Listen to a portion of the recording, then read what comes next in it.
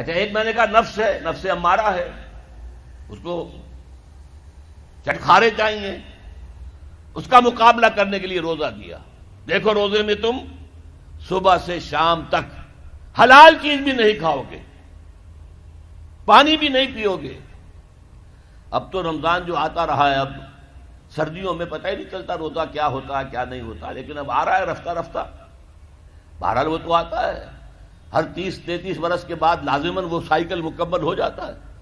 پھر آئے گا مئی کا مہینہ، مئی کا روزہ، حلق خشک۔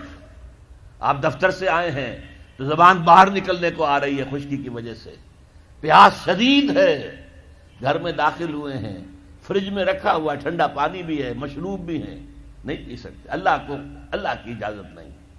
بھوک لگی ہوئی ہے، کھا نہیں سکتے، بہترین کھانے ہیں، نہیں کھانا، اللہ کی اجازت نہیں ہے۔ یہ کس لیے ہے کہ تم نے ایک مہینے صبح سے شام تک حلال چیز بھی نہیں کھائی، حلال مشروب نہیں پیا، تو بقیہ 11 مہینے حرام سے تو بچو۔ یہ استعداد پیدا کرنے کے لیے روزہ۔ یا ایھا الذین آمنوا کتب علیکم الصیام کما کتب علی الذین من قبلکم لعلکم تتقون، تاکہ تمہارے اندر تقویٰ پیدا ہو جائے۔